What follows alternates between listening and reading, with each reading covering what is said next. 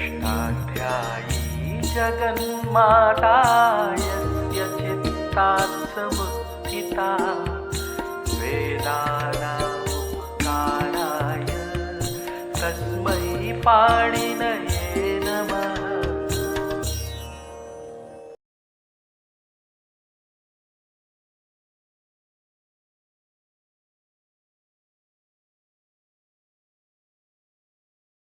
नमः पाणिनये। हम लोग पौष्पी प्रक्रिया के अनुसार धातुओं से प्रत्यय लगने पर होने वाली प्रक्रिया का विचार कर रहे हैं। इसके लिए हमने धातुओं से लगने वाले जो तिंकृत प्रत्यय हैं इनके दो हिस्से बना लिए हैं। एक वर्ग बनाया साधातुक प्रत्ययों का और दूसरा बनाया है आर्धातुक प्रत्ययों का।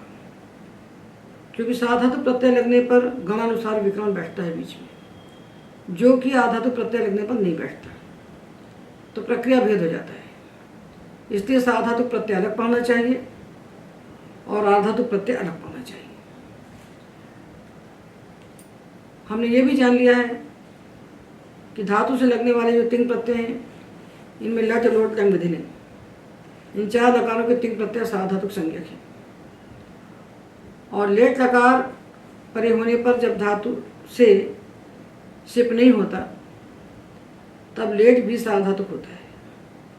तो लट लोट लंग विधिलिंग ये चार लकार और सिप के अभाव में लेट, ये पांच लकार साधातुक होते हैं।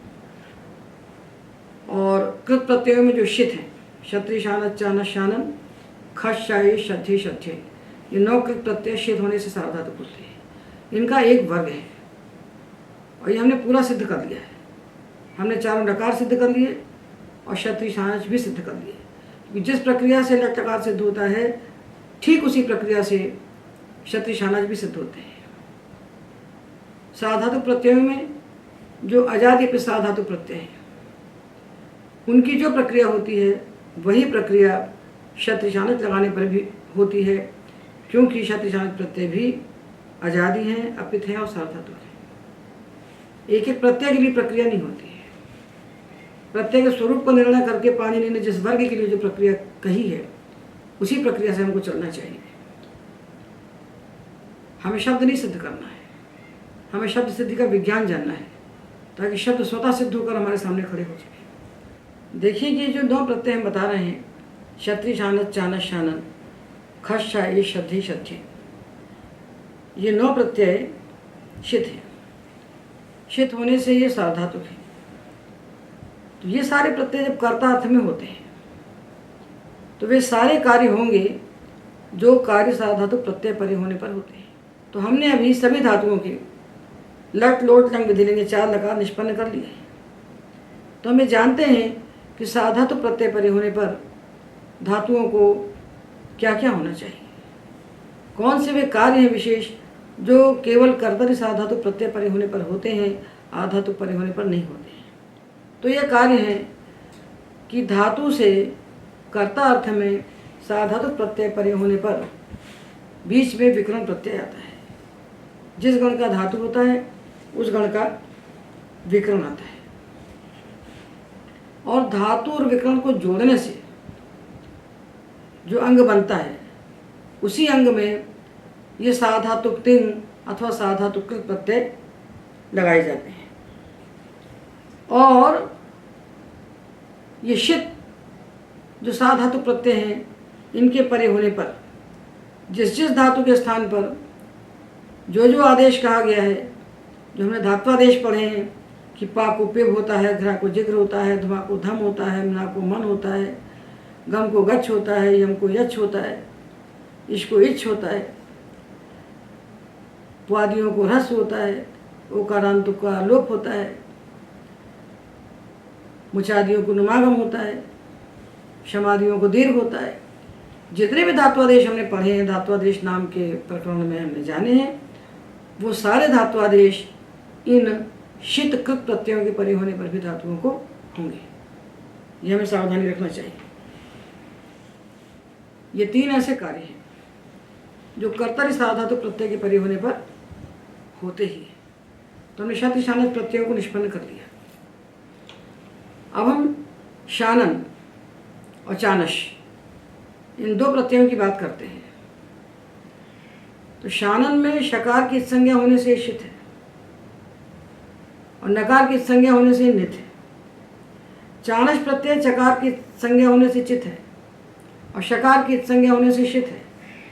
शित होने के कारण ये दोनों प्रत्यय सार्वधातुक हैं और दोनों में आन शेष बचता है, किंतु इस आन की आत्मनेपद संज्ञा नहीं होती। क्यों नहीं होती है? क्योंकि पाणिनि सूत्र बनाते हैं लख परस्मै पदम तंगानावात्मनेपदम। जो लकार के स्थान पर होने वाले लादेश आन हैं उन्हीं की आत्मनेपद संज्ञा होती है। तो लट के स्थान पर होता है शानच, उसमें जो आन बचता है उसकी आत्मनेपद संज्ञा होती है, और लिट के स्थान पर होता है कानच, उसमें जो आन बचता है इसकी आत्मनेपद संज्ञा होती है, क्योंकि शानच लजादेश है और कानच लिजादेश है। क्योंकि पहले जो सामान्य सूत्र बनाया है लख परस्मै पदम, जो लादेश होते हैं उन्हीं की संज्ञा होगी परस्मै पद, और उन्हीं में से तंग की संज्ञा होगी आत्मनेपद, तंग और आन की आत्मनेपद संज्ञा होगी। तो ये जो शान अनुचानश प्रत्यय हुए हो रहे हैं ये किसी लकार के स्थान पर नहीं आ रहे हैं, ये स्वतंत्र कृत प्रत्यय है। तो ये आन है, शित हैं, साधातुक हैं, तो प्रक्रिया तो इनमें वही होगी जो शानच प्रत्यय परे होने पर हमने जिस प्रक्रिया को स्वीकार किया है। किंतु ये लडादेश न होने के कारण अथवा किसी भी लकार के आदेश न होने के कारण ये लादेश नहीं होंगे, और लादेश न होने के कारण इनकी आत्मनेपद संज्ञा नहीं होगी। तो इनके साथ ये बंधन नहीं होगा कि केवल आत्मनेपदी धातुओं से हो, जिससे कहे जाएंगे उससे हो जाएंगे। तो शान प्रत्यय जिससे कहा गया उससे हो जाएगा, और चाणश प्रत्यय धातु सामान्य से कहा गया है तो सब धातुओं से हो जाएगा चाणश। और शानन तो निश्चित अर्थों में कहा गया पूंग या जो शानन, शानन के लिए तो धातु निर्धारित है और चाणश के लिए धातु निर्धारित नहीं है। तो शानन के लिए तो सूत्र है पूंग या जो शानन, पूंग धातु और यज धातु, इन दो धातुओं से वर्तमान काल में शानन प्रत्यय होता है। वर्तमान अर्थ को कहने वाला जो पूंग धातु यज धातु, इनसे शानन प्रत्यय होगा। ये दो धातुओं से इसका विधान है, इसलिए हम इसको तीसरे से नहीं लगाएंगे, जिससे विहित है उसी से होगा।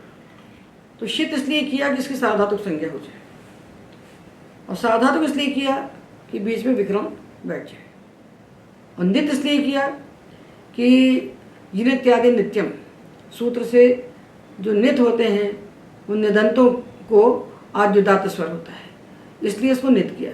तो स्वर के लिए इसको नित किया और सार्वधातुक संज्ञा करने के लिए इसको शित किया, और सार्वधातुक संज्ञा होने से विकरण हो गया। तो जिस प्रक्रिया से हमने शानच बनाया उसी प्रक्रिया से पवमान और यजमान ये दोनों शब्द सिद्ध हो गए। अब ये जो चाणश प्रत्यय है इसके लिए कोई धातु नहीं कहा। जब कोई धातु नहीं कहा तो धातुओं का अधिकार तो चल ही रहा है। 3:1:91 से जो धातुओं का अधिकार चल रहा है उसी धातु के अधिकार में आ गया ये। तो ये सब धातुओं से हो गया। ताच्छील्य वयोवचन शक्तिश्च चाणश। ताच्छील्य, ताच्छील्य का मतलब ऐसा करना स्वभाव है जिसका। एतत् कर्तुम शीलम यस्य, पक्तुम शीलम यस्य, भोक्तुम शीलम यस्य, ऐसा करना जिसका स्वभाव है। अथवा वयोवचन, जो वय को बताए, अवस्था को, अथवा शक्ति, इन तीन अर्थों को जो द्योतित करे। यहाँ धातु विशिष्ट नहीं कहे इसलिए सामान्य धातु मात्र से हो जाएगा। अब जब ये हो गया तो धातुओं का अधिकार आ गया, तो सारे धातुओं से हो गया। तो चूंकि ये लकार के स्थान पर होने वाला प्रत्यय नहीं है इसलिए इसकी परस्मै पद आत्मनेपद कोई संज्ञा नहीं है। तो ये किसी भी धातु से हो सकता है, ये परस्मैपदी से भी हो सकता है और आत्मनेपदी से भी हो सकता है। तो यद्यपि ये लादेश नहीं है, आत्मनेपद संज्ञा इनकी नहीं होगी, पर कृत योगा षष्ठी का निषेध तो होगा। इसलिए सोमम पवमान में, सोमम में अनुक्त कर्म में द्वितीय व्यक्ति आ गई, अनभिहिते कर्मणि द्वितीय। तो नालोकाव्य का निष्ठा बनाई, इसलिए कृत योगा षष्ठी नहीं हुई, अनभिहिते कर्मणि द्वितीय हुई, किंतु इस आन की आत्मनेपद संज्ञा नहीं हुई। और नित्य होने का फल क्या हुआ? यदित्यादि नित्यम, जो नित्य होते हैं वो आद्योदात्त होते हैं, तो ये आद्योदात्त हो गए। यदि चित्त रहते तो अंतोदात्त हो जाते। अब अगला प्रत्यय हम लेते हैं चानश। ये चानश प्रत्यय देखिए, शानच और चानश, शानच भी शित है और चित है, और चानश भी शित है और चित है।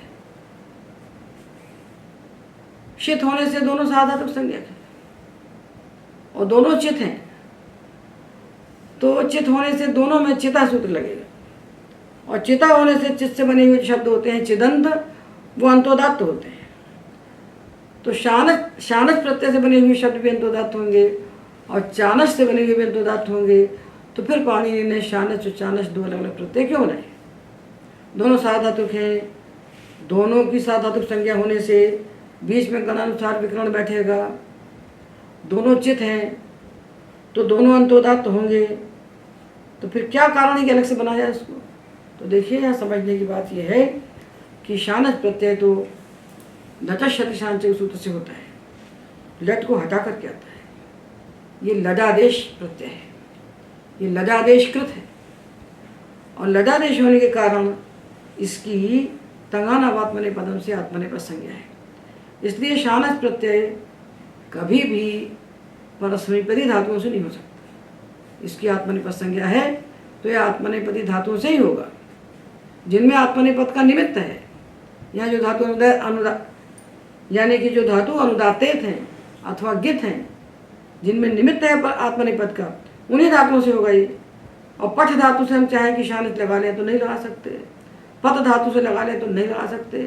तो हमको एधमाना, वर्धमाना, शोभमाना, रोचमाना, प्रकाशमाना, भ्राजमाना, राजमाना यही बनाना पड़ेगा। ये भेद हो गया कि वो आन है, चित है, शित है, सार्वधातुक है, किंतु उसकी आत्मनेपद संज्ञा है। क्यों है आत्मनेपद संज्ञा? लडादेश होने के कारण। किंतु जो चानश है ये बिना किसी लकार को हटाए धातुओं के अधिकार में धातु से सीधा लग जाता है। धातुओं का अधिकार है, जब अधिकार है तो किसी भी धातु से हो सकता है। तो ये चानश धातुओं के अधिकार में आने वाला स्वतंत्र कृत प्रत्यय है, किसी लकार को हटा कर आने वाला प्रत्यय नहीं है। इसलिए ये परस्मैपदी धातुओं से भी हो सकता है, आत्मनेपदी धातुओं से भी हो सकता है, सबसे हो सकता है। ये भेद हो गया दोनों। तो किस अर्थ में होगा? वर्तमाने तो चल ही रहा है।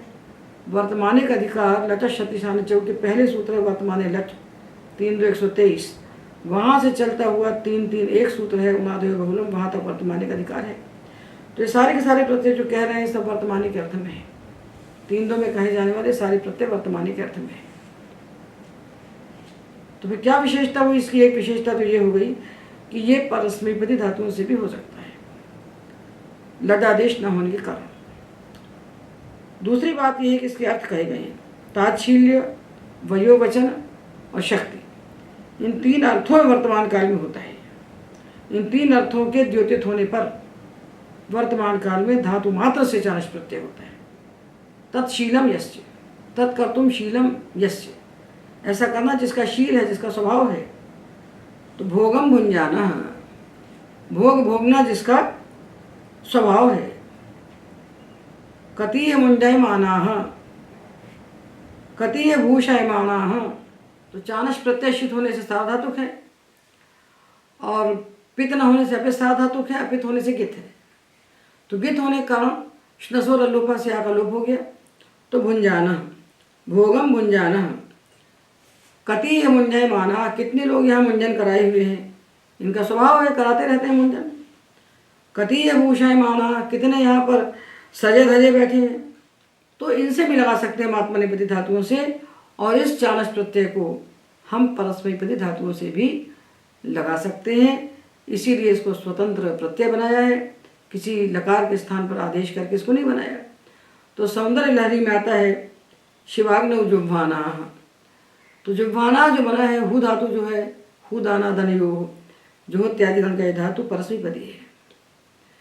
यदि इससे हम शानच लगाना चाहते तो नहीं लग सकता था, तब तो क्षत्रिय लगता है इससे, किंतु चानस चूँकि स्वतंत्र प्रत्यय है, किसी लकार को हटा कर नहीं आया है, इसलिए इसको हम लगा सकते हैं। तो शिवाग्नौ जुह्वाना इत्यादि प्रयोग उपपन्न हो जाते हैं। ये इसका पहला अर्थ हुआ ताच्छील्य। तो ताच्छील्य का अर्थ होता है ताच्छील्यम तत्स्वभावतः, ऐसा करना जिसका स्वभाव है। तो स्वभाव अर्थ कहने के लिए हम किसी भी धातु से परस्मैपदी हो, चाहे आत्मनेपदी हो, चाहे किसी भी गण का हो, उस धातु से हम चानस प्रत्यय लगा सकते हैं। प्रक्रिया इसकी वही होगी जो शानच प्रत्यय लगाने की प्रक्रिया है। रूप भी इसके वैसे ही बनेंगे जैसे शानजंत के होते हैं, किंतु अर्थ में भेद हो जाएगा।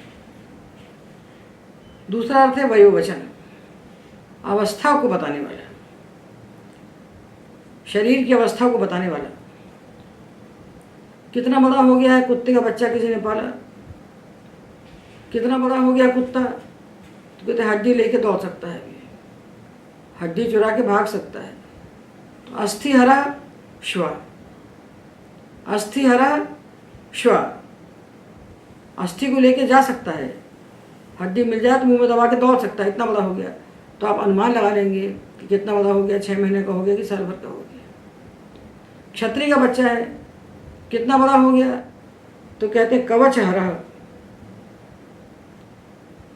तो कहते हैं कवचम बिभ्राणः, अब ये कवच को धारण कर सकता है।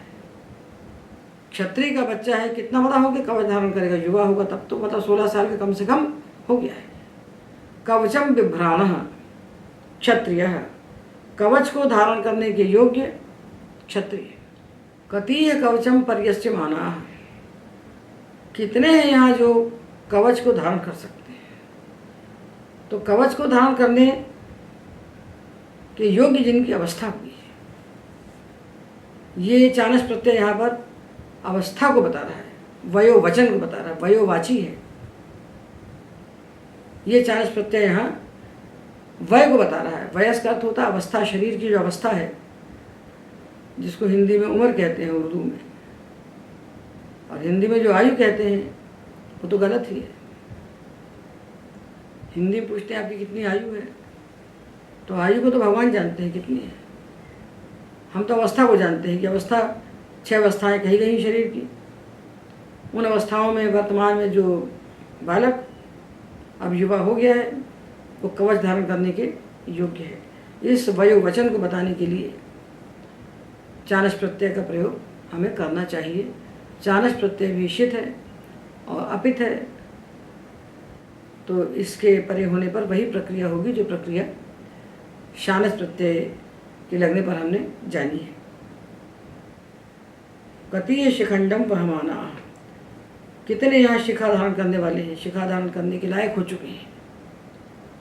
और शक्ति के अर्थ में शत्रुन निघ्नानः, शत्रुन निघ्नानः, शत्रुओं को मारने की शक्ति है जिसमें, जिसकी शक्ति है शत्रुओं को मार सकने की। तो शत्रुन निघ्नानः, हन धातु से हमने शानस प्रत्यय किया। शानस प्रत्यय अपिस्तार धातुक है, अपिस्तार धातुक होने से गित है और आजादी है। तो गम हन जन खनखसाम लोपा की सूत्र से हन की उपधा का हमने लोप किया, और हो अंते गणिन्येषु सूत्र से हमने हन के हकार को कुत्व करके घकार बनाया, तो निघ्नाना ये बन गया, शत्रु को मारने की शक्ति वाला। कति पचमाना, कितने यहाँ जो भोजन पका सकते हैं। तो पचमाना का अर्थ यहाँ पर है जो भोजन पका सकते हैं, जिनमें भोजन पका सकने का सामर्थ्य है, शक्ति है अथवा योग्यता है। तो इन 3 अर्थों में हमने चानस प्रत्यय को देखा, और साथ में हमने ये जाना ये चानस प्रत्यय धातुओं से होने वाला स्वतंत्र प्रत्यय है, जो कि ताच्छील्य, वयोवचन और शक्ति, इन 3 अर्थों को बताने के लिए वर्तमान काल में होता है। और यह प्रत्यय चूंकि किसी लकार के स्थान पर नहीं आया है, इसलिए इसकी आत्मनेपद संज्ञा नहीं हुई है। इसलिए ये हु धातु से भी हो गया जो परस्मैपदी है, तो जो भाना बन गया। और हन धातु जो परस्मैपदी है, इससे भी हो गया, तो निघ्नाना निघ्नाना इत्यादि प्रयोग निष्पन्न हो गए। अब हम लोग अगला साधातु प्रत्यय पाते हैं खश। अब देखिए, हमें दो काम करना है। पहला तो ये विचार करना है कि हम किन धातुओं से खश लगाएं और किस अर्थ में लगाएं। और दूसरा काम ये करना है कि खश प्रत्यय को धातु से कैसे लगाएं। ये खश प्रत्यय अष्टाध्यायी में 3-2-28 सूत्र है एजे खश, यहाँ से लेकर के 3-2 37वां सूत्र है उग्रम पश्ये रम्मद पाणिन धमाश्च। यह 28 से 37 तक सूत्रों में खश प्रत्यय कहा गया है। तो इन सूत्रों की व्याख्या तो जब अष्टाध्याय के तीसरे अध्याय की व्याख्या करेंगे तब करेंगे। अभी हम प्रक्रिया का विचार कर रहे हैं। तो ये खश प्रत्यय धातुओं में कैसे लगाएं, इसकी बात हम करते हैं। तो शित होने पर क्या होता है, विकरण होता है। तो खश शित है, शित होने से साधातुक है, तो जिस गण के धातु से लगेगा उसका विकरण बीच में बैठ जाएगा। ये तो एक बात हुई। और खित होने से क्या होता है, तो खित होने से दो कार्य कहे गए। खित्यनव्ययस्य, खित परे होने पर जो अव्यय से भिन्न पूर्वपद है उसको ह्रस्व होता है। और अरुर द्विषद अजंत से मुम, अरुष द्विषद और अजंत जो पूर्वपद उसको मुम का आगम होता है। तो इनके उदाहरण हम देख लेते हैं। तो अंगम एजयत इति अंगम एजय, अंगम एजयत इति अंगम एजय। तो अंगम क्या हुआ, कर्म। इस कर्म के उपपद में होने पर ही निजंत एज धातु से खश प्रत्यय होता है। एज धातु के बाद धनिश होना चाहिए और उसके एज धातु के पहले उपपद में एक कर्म होना चाहिए। और जो कर्म है उसमें हम द्वितीया नहीं लिखेंगे।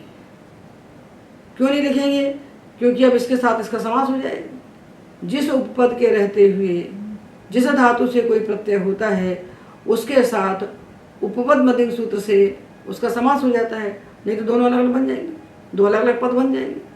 इसलिए कर्म के उपपद होते हुए जब हम निजंत एज धातु से खश प्रत्यय करते हैं तो उस कर्म के साथ उस निजंत एज धातु का, खश प्रत्ययांत निजंत एज धातु का समास हो जाता है उपपद मध्यम सूत्र से। और ये समास प्रातिपदिका अवस्था में ही हो जाता है। इस समास के लिए पद बनने की प्रतीक्षा नहीं की जाती है, क्योंकि वहाँ एक परिभाषा आती है गतिकार को पदानाम कृद्भिस्स समास वचनम प्राक सुबुत्पत्ति है। गतिकारक और पदों का समास सुबंत बनने के पहले ही उपपद के साथ हो जाता है। उपपद का देखिए प्रयोग है अंगम एजयति इति अंगम एजय। जो अंगों को हिला दे, जो अंगों को कपा दे, तो ये अंग है, ये अंगम है। अब जब हम प्रत्यय लगाएंगे, अंगम हमारा कर्म है, कर्म होने से इसमें हम विग्रह में आम बोल रहे हैं। किंतु जब हम खश प्रत्यय से लगा देंगे तो खश प्रत्यय कृत है।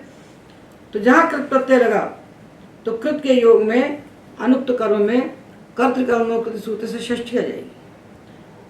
तो विग्रह में लिखेंगे अंग गस एज निच और खश। और जब एक खश प्रत्यय हुआ तो इस पूरे का समास हो जाएगा उपपद मतिंग सूत्र से। अगर समास नहीं होगा तो अंगम अलग बैठा रहेगा और एजय अलग बैठा रहेगा, दोनों एक शब्द नहीं बन पाएंगे, दोनों की एक पदता नहीं हो पाएगी। तो उपपद मतिंग सूत्र कहता है कि उपपद के साथ नित्य समास होता है। नित्य समास किया तो नित्य समास जब हो गया तो पूरे समास की ये पूरा जो बना इसकी समासत्वात् प्रातिपदिक संज्ञा हो गई कृतध समासाश्य से। और जब प्रातिपदिक संज्ञा हुई तो सुपधातु प्रातिपदिक सूत्र से प्रातिपदिक का अवयव जो सुप था, ये गस, इसका लुक हो गया, इसका लुक हो गया। और ये जो ने जो खश है तो खश प्रत्याशित है, शीत होने से सार्वधातुक है। और कर्ता अर्थ में हुआ है तो कर्ता सार्वधातुक है।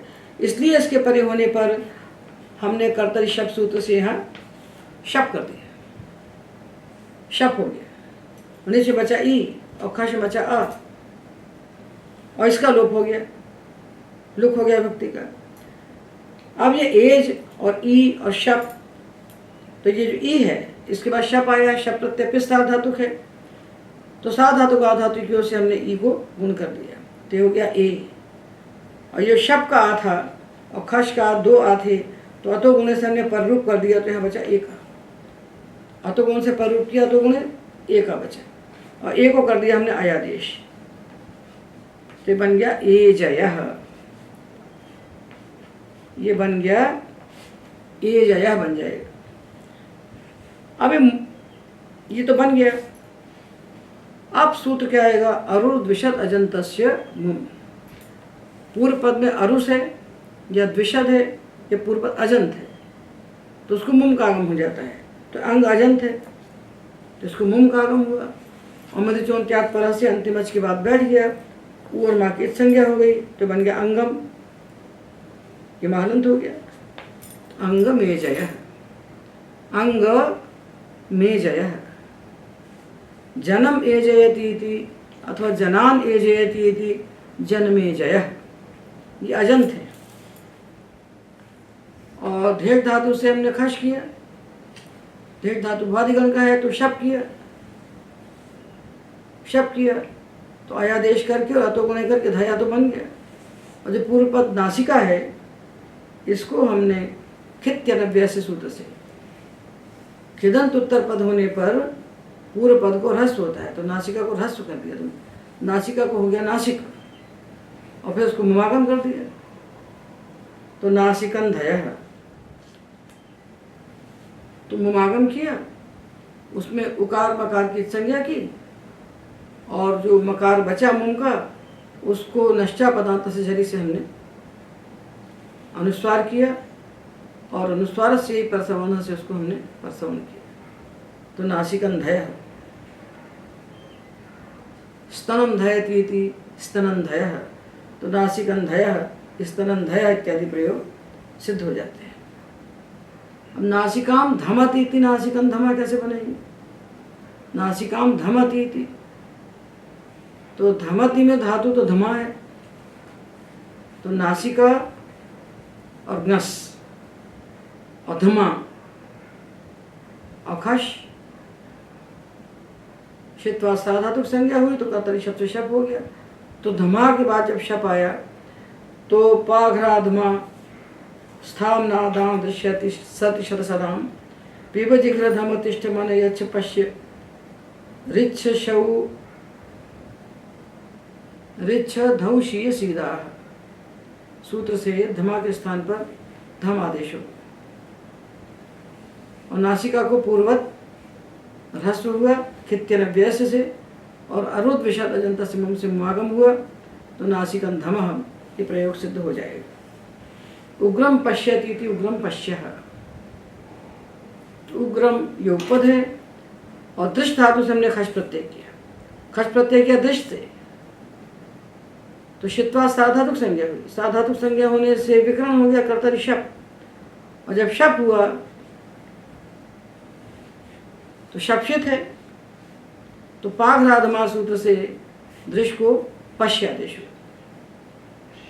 तो उग्रम पश्यः।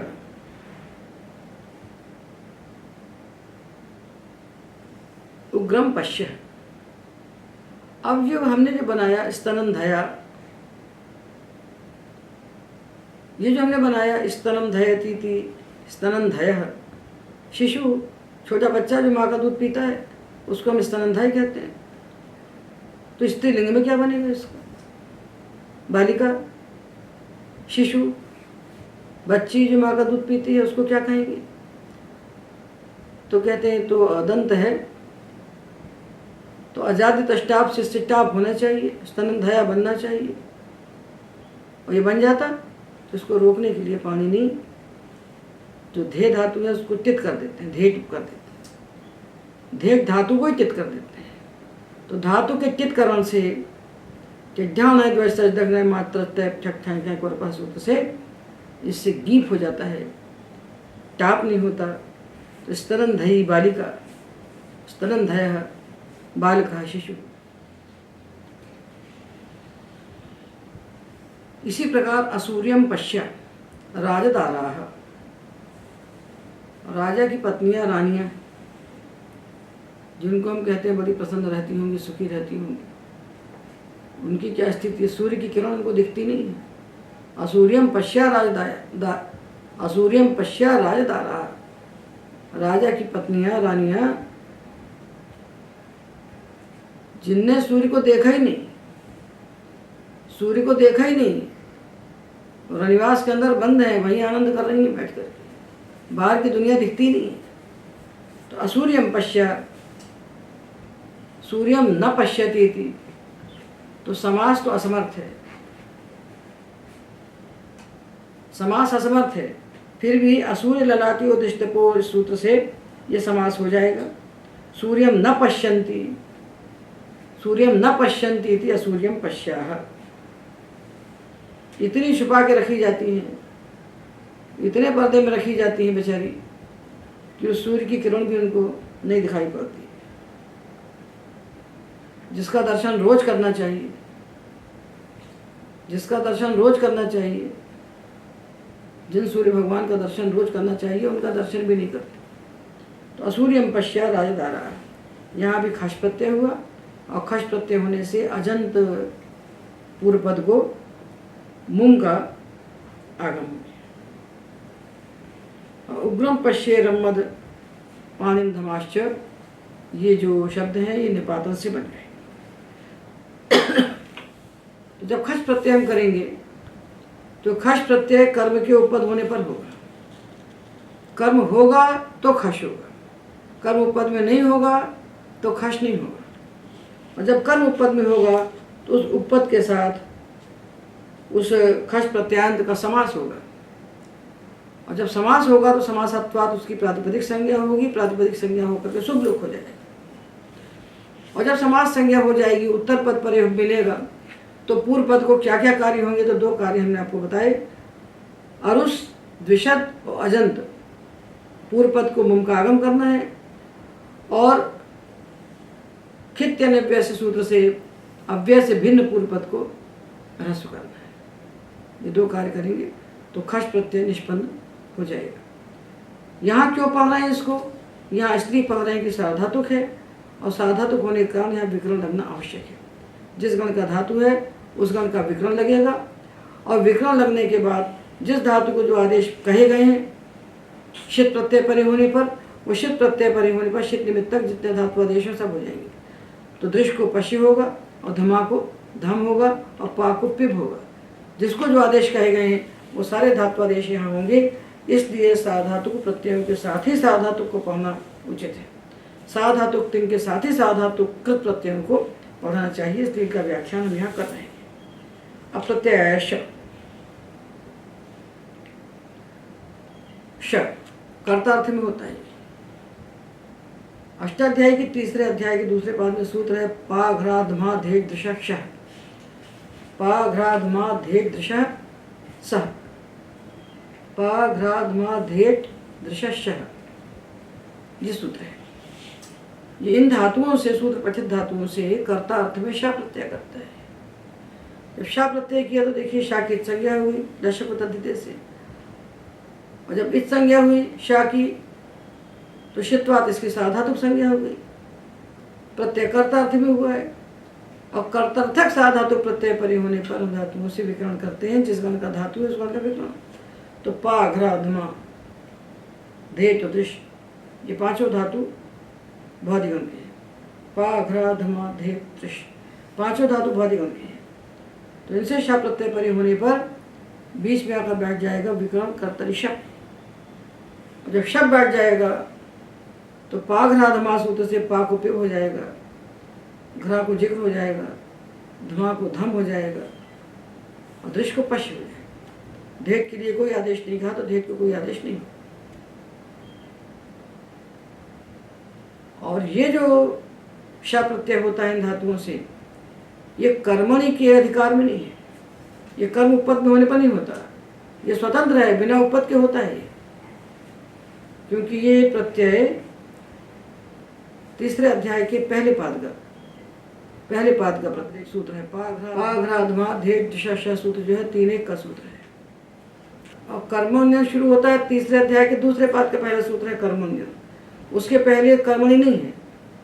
इसलिए ये जो प्रत्यय कहा गया है शा प्रत्यय, इन धातुओं से साक्षात हो जाता है, बिना कर्म के उपपद में हुए, बिना किसी उपपद के साक्षात हो जाता है और कर्तार्थ में होता है। कर्तार्थ में होता है इसलिए कर्तृर्थक साधातुक होता है, और कर्तृर्थक साधातुक होता है इसलिए बीच में विकर्ण आ जाता है। तो पिबत येति पिबः, उत्पिबत येति उत्पिबः, विपिबत येति विपिबः, उज्जिघ्रत येति उज्जिघ्रः विजिघ्रः, उद्धमत येति उद्धमः विधमः, उद्धयत येति उद्धयः विधयः, उत्पश्यति इति उत्पश्यः विपश्यति इति विपश्यः। ये कुछ लोग उपसर्ग की अनुवृत्ति मानते हैं यहाँ पर, जो इसके पहले सूत्र है आतश्च उपसर्गे, और जो अनुवृत्ति नहीं मानते वो पश्यति इति पश्यः, पिबति इति पिबः, धमति इति धमः, धयति इति धयः, ये प्रयोग बना लेते हैं। तो प्रत्यय शित है, शित होने के कारण विकर्ण आया शप, और शप के आने के कारण पा को पिब हो गया, ग्रह को जिग्र हो गया, धमा को धम हो गया, और देश को पश्य हो गया। लिप धातु तो दादिगण का है, इससे हमने शा प्रत्यय किया कर्तार्थ में। अनुपसर्गाल लिंप विंद धारी पारी वेद द्युदेजी चेति साति साहिभ्यश्च, ये भी 3-1 138 सूत्र है। इतने धातुओं से इसने किया प्रत्यय श कर्तार्थ में, शित्वाद साधातुक है। तो लिप धातु से हमने शा किया, कर्तर्थक साधातुक प्रत्यय जो शित होने से साधातुक है, इसके परे होने पर हमको देखना पड़ेगा जिस गण का धातु उस गण का विकर्ण लगाइए। तो लिप धातु तो दादिगण का है, तो तुदादिभ्य शा वहाँ पर बैठेगा। लिप और शा के बीच में एक तुदादि का शा बैठ जाएगा। ये जो शा बैठा है ये तो कृत प्रत्यय है, और बीच में बैठेगा वो तुदादिभ्य शा बैठेगा।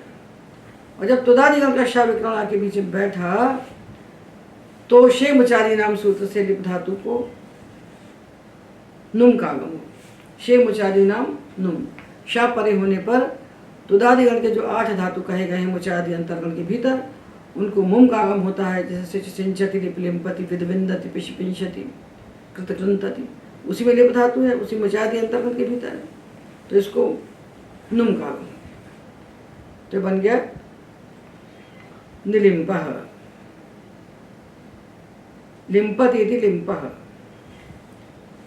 और निलिम्पा नाम देवा। निपसर्ग पूर्वक लिप धातु से जब शा होता तो देवताओं का पर्यायवाची बनता निलिम्पा नाम देवा। गवादिषु विंदे संज्ञायाम, गवादि उपपद होने पर विद धातु से संज्ञार्थ में शा प्रत्यय होता है। तो तुदादिगण का विद धातु हमने लिया, और गो को हमने रखा उपपद में, तो गाम विंदति इति गोविंदः, गो उपपद है, गोर्गस या गोर्षस ले ली, अथवा बहुवचन में कीजिए तो गो आम, ये उपपद हो गया। और विद धातु है तुदादिगण का, और शा हमने कृत प्रत्यय किया गवादिषु विंदे संज्ञायाम वार्तिक से, तो विद धातु तुदादिगण का है। उसके बाद शा प्रत्यय बैठा है जो साधातुक है, तो बीच में आ गया तुदादिभ्य शः, तुदादिभ्य शः आ गया। और इस विकर्ण जो शा प्रत्यय है इसके परे होने पर शे मुचादी नाम सूत्र से इस मुचादी अंतर्गण पठित विद धातु, इसको नुम का आगम हो गया। और एक शा है, दूसरा शा है, 2 है, तो अतोगुण से पररूप कर दिए, तो गोविंदः अरविंदः ये प्रयोग बन जाएंगे।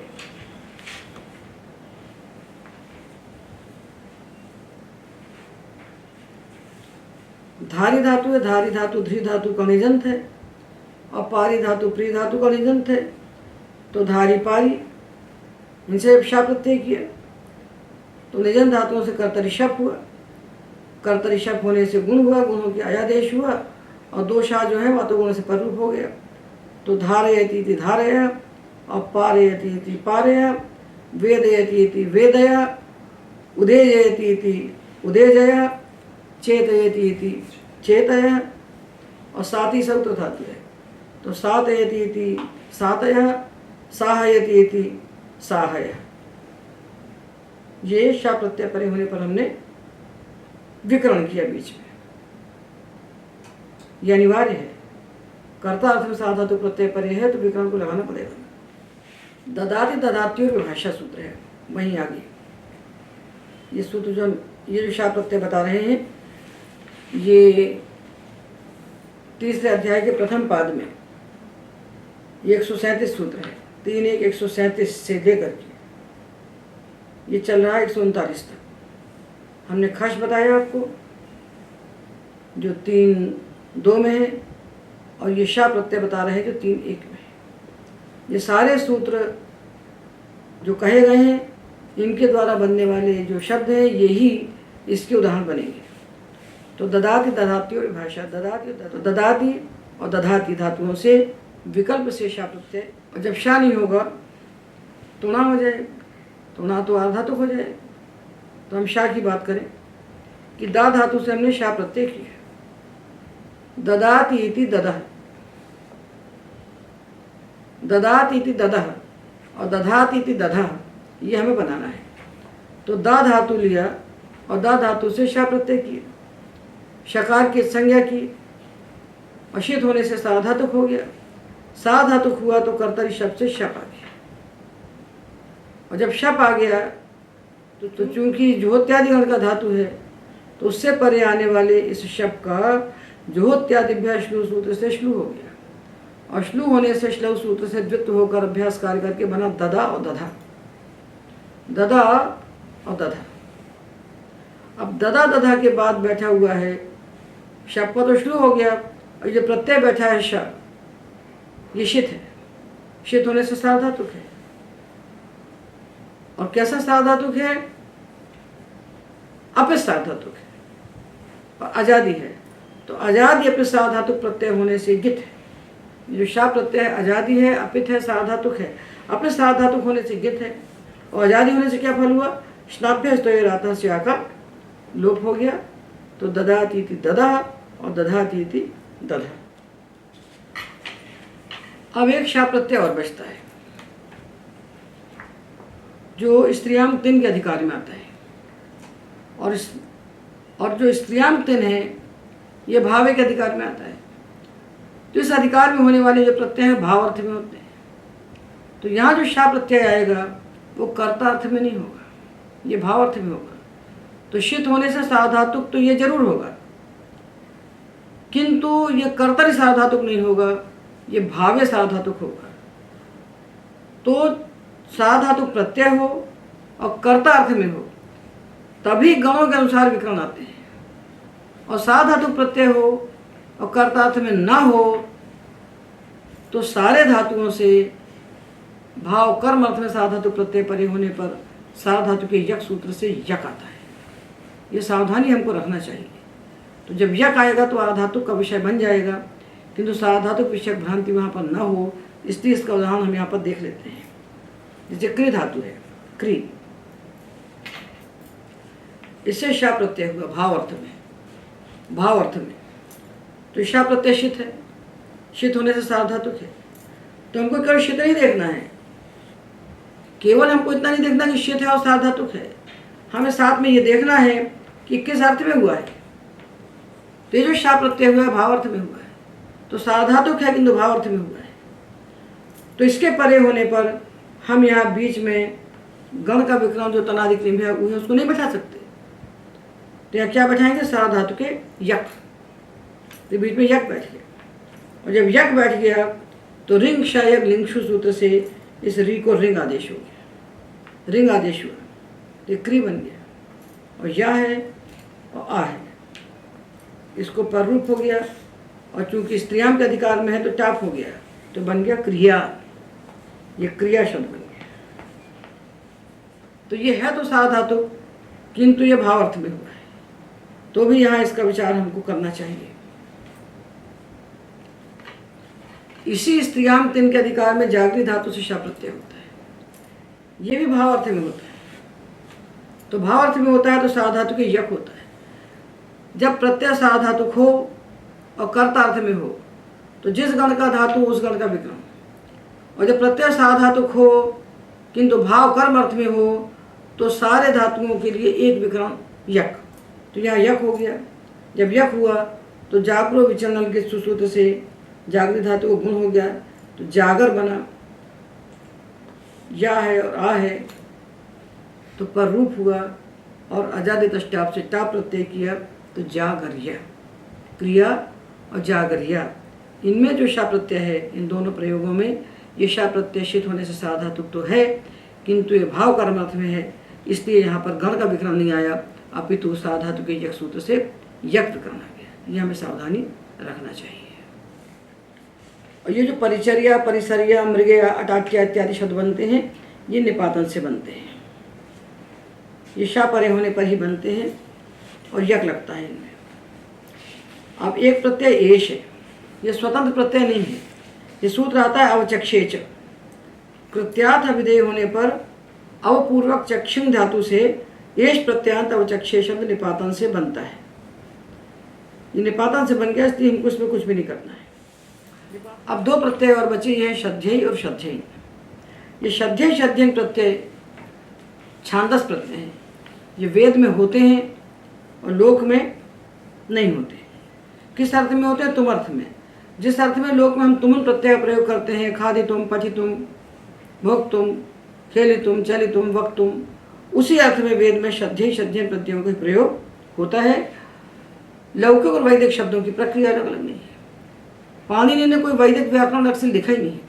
जो हल्ला मचाते हैं लोग वैदिक व्याकरण, वैदिक शब्द, वैदिक व्याकरण, वैदिक शब्द, ऐसा कुछ भी नहीं है। जितने शब्द हैं लौकिक वो सारे के सारे वैदिक हैं, और कुछ शब्द ऐसे हैं जो केवल वेद में होते हैं, लोक में नहीं होते हैं। उनके लिए भी पाणिनि ने कोई अलग से प्रक्रिया नहीं बताई है। एक प्रक्रिया उन्होंने बताई है, उसी से लौकिक शब्द सिद्ध होते हैं और उसी से वो विशिष्ट जो वैदिक शब्द हैं वो भी उसी से सिद्ध हो जाते हैं। तो आप हमको अभी तक जो प्रक्रिया का विज्ञान है उसी से हम श्रद्धेय श्रद्धेय शब्दों को सिद्ध कर दें। अभी तक हमें जो प्रक्रिया का विज्ञान है उसी प्रक्रिया से हम श्रद्धेय और श्रद्धेय प्रत्यय परे होने पर रूप की सिद्धि कर सकते हैं। तो श्रद्धेय में शकार की संज्ञा है लशको तद्धिते से, और नकार की संज्ञा हलंत्यम से की तो प्रत्यय बचा अध्ययी। दोनों में अध्ययी बचा। जो नित है वो आद्युदात्त होगा और जो नित नहीं है वो आद्युदात्त नहीं होगा। तो प्रत्यय बचा अध्ययी। ये शित होने से साधातुक है। पा धातु से जब हमने श्रद्धेय प्रत्यय लगाया, श्रद्धेय में शा की संज्ञा करने से इसकी साधातुक संज्ञा की, तो गणानुसार पा धातु भुआदि गण का है तो बीच में कर्तरी शब्द से शप आ गया और पाघ्राधभा सूत्र से पा के स्थान पर पिबादेश हुआ तो प्रयोग बना पिबध्यय।